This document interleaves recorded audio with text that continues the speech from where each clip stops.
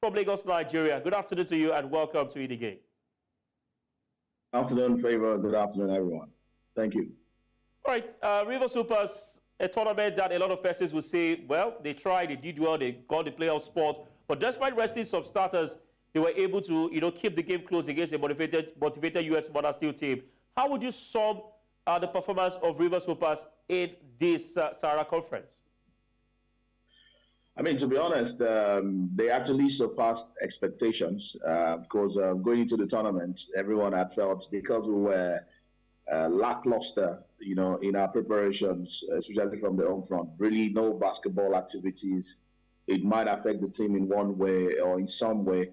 But then, kudos to the team itself and the team management. They were able to keep the guys together. Got the additions they needed to get going into the BAL early enough.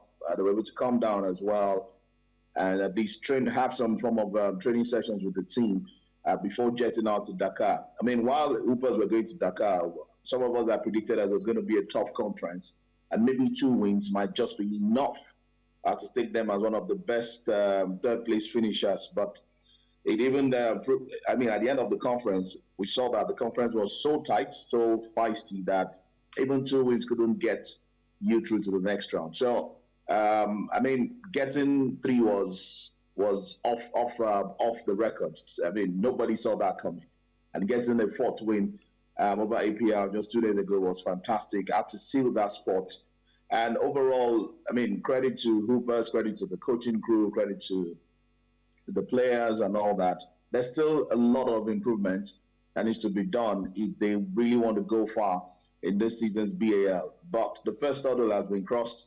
They're through to the playoffs. Like you said at the start, it's the first time a Nigerian team will be advancing to this stage of the Basketball Africa League since it started. So we'll take it. We'll rejoice with this. And then hopefully we can see that improvement within the next about 2 weeks left before the start of the conference.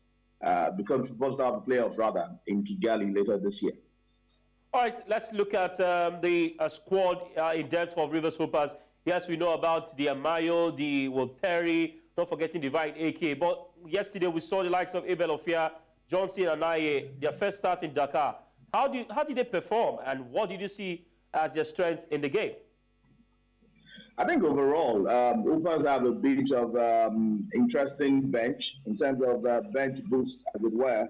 Of course, in terms of their bench boost, they actually did pretty well. Like you said, there was Ofia, there was Oyebanji, there's about 2 other guys who actually churned out good numbers on the night yesterday, or let's say in the afternoon during that game. As a matter of fact, I was surprised that they could even win 2 quarters out of 4. That's to tell you as well that it's not like Monastir were very dominant or were very good on the day. Rivers actually won the 2nd quarter and the last quarter, but then couldn't manage the points deficit in the 1st and 3rd quarter, and that was why they lost. So it only goes to show you that the bench of the Hoopers has got some depth in there, and with more preparations, with more gelling within the next 2 weeks before they go into the playoff proper, it will pan out well for the team, especially for Coach Ogo and of course his assistants, as it were. But overall, during the 6 games, Hoopers, maybe I should say all the teams in the Sahara Conference, didn't really shoot well. So we saw poor shooting across board. We saw some defensive brilliance on the part of Hoopers especially, and that's why they could get 4 wins. Pick and rolls as well wasn't really smooth. It was not smooth across all 6 games. But then again, I feel they've got depth, whether from the starting 5 or from the bench. If they stay together and just touch on 1 or 2 things, I think they might go into that playoffs with confidence, because don't forget the format is different now. You have to play some form of classification game before you even get into the knockout stages. So there's still a whole lot to play for, and there's still a whole lot of room for improvement. All right, well said. My colleague in the studio, Okwe, has a question for you.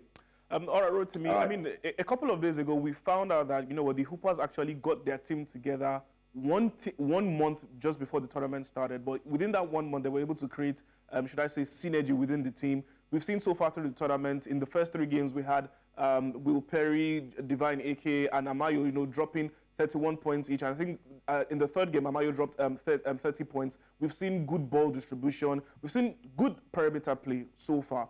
And, for me, just like you, I honestly thought that it was going to be very, very difficult for them to get out of the Sahara Conference. Now they've done that. They've done so well. We've seen so many positives. In your own opinion, what are their chances of going all the way to the finals? Or should I say, don't let me be too optimistic. In your own opinion, what are their chances of doing well in the playoffs? So I think first thing is the scheduling. The scheduling of the Sahara Conference actually favors the teams that have qualified for the Sahara Conference going into the playoffs, because they have about 12 days before the start of the playoffs in Kigali. And the fact that you're able to play actively, before 12 days, just take like maybe 1 or 2 days break and then go back into the training and then go into the playoffs itself. It's a big advantage compared to the guys that played in South Africa back in March, and then the other teams that played in the Nile Conference in Egypt in April. So on that, from that angle, there's an advantage going into the River Supers, as the fact that, of course, with the fact that they finished as the best team in the Sahara Conference. And then you've mentioned some players as well. Like I said, in terms of shooting, the 6 teams, or the 4 teams rather, were not really fantastic. But then individual brilliance came into play for Hoopers, and that's why we can mention the likes of Perry, Amayo, AK, even the BAL Elevate man, Divine AK, who's just 16 years old, and some other big guys. So that individual brilliance has to continue when they get into the playoffs. And then, like I said, they've got about, let's just say 1 week to put whatever finishing touches Ogodaldu, Abdurrahman wants to put together to get this thing to play more compact, to get this thing to shoot a lot more better, and to get them as well to defend pretty well. We've seen signs that they can defend well, especially Peter Olisemaka has been fantastic for River Supers in this tournament. So all of these individuals can actually bring in that quality and help Hoopers advance. But then if you look at the quality of opposition that they might likely play when they get into the playoffs, you got the 2 teams from Egypt and Libya respectively, that's Al Ahly of Egypt, and then Al Ahly of Libya. Al Ahly Sporting Club are the defending champions. They've got fantastic shooters. They don't have to do a lot of pick and rolls with you. They don't have to go do a lot of physical play with you. They just shoot well. So if you want to really get your bucket or get your baskets in, you've got to learn how to shoot well. And I think that's what all the teams in the Sahara, including River Supers, must work on before going to the playoffs. So it's going to be a different ball game. But like I said, individual brilliance, defensive brilliance can actually take Rivers probably all the way to the semi-finals. And if they get into the final, why not? We'll take it. It's Nigeria basketball. Yes, it's River Supers, but we'll take it as Nigeria basketball. All right, before I let you go, Rotimi, I mean, how can Nigeria basketball, especially the Federation, capitalize on this momentum that River Supers have generated going forward? Well, depends on the individuals running the basketball. It depends on what excites them. I mean, we've been part of the BAL since inception, talking about Nigeria as it were. We've always had officials go and see what is being done, what they can do to come back to improve. There's also that window as well between the NBA Africa and other teams in Nigeria. There's NBA Nigeria that you can actually get things from. But if the house is not settled, I'm not sure we'll probably take any notes or any positives from all of these events and whatever the teams are achieving. I think the last time we spoke about this, I told you the D Tigers have been doing well on the African continent. What did we learn from it? The D Tigers as well. Let's assume they are national teams. Now, this is club basketball. As a matter of fact, part of our shenanigans prevented us from going to the 2nd edition of the BAL. So, but then we were there at the 1st edition. We were there last year with Kwara Falcons, ball planning.